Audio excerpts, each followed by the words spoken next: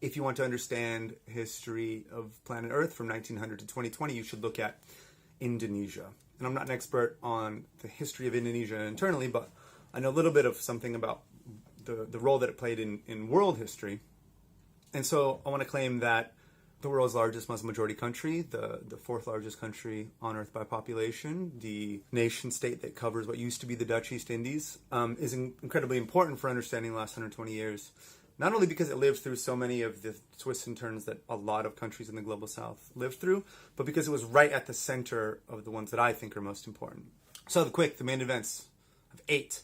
1, as the 20th century starts, Indonesia is in the Dutch territory, covering an archipelago in Southeast Asia that was so important for the rise of capitalism in the first place, so sort of wakes up in this period under Dutch colonialism. 2, Indonesia lives through Japanese occupation. Interestingly, a lot of Indonesians thought this might be a lot better because this, these three were fellow Asians. Didn't turn out that way at all. They understood.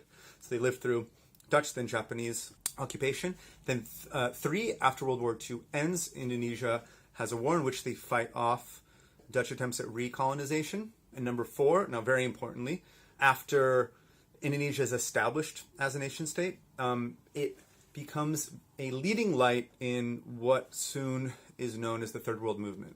So under President Sukarno, Indonesia pioneers and helps to lead a global effort to rewrite the rules of the global economy and to change relations between rich and poor countries who fight what Sukarno would have called neo-colonialism, that he believed followed formal colonialism and imperialism. Then in 1965, this is point number 5, but in 1965, Sukarno was deposed in a US-backed coup that left approximately 1 million innocent people dead. So a lot of countries in the global south lived through this kind of violent regime change backed by the West in the 20th century.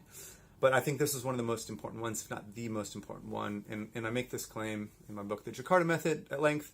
But this was not only the most violent time this happened, it also really put one of the biggest nails in the coffin of the Third World Movement as it existed after formal colonialism ended.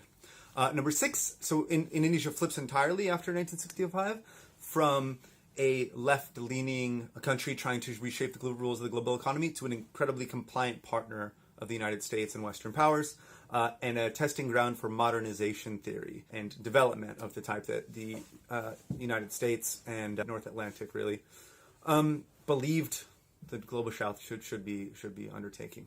After the Cold War ends, you have the experience of financial crisis, like much of the global south went through, and then the kind of redemocratization, which will be familiar in other countries around the global south, where you get formal political democracy.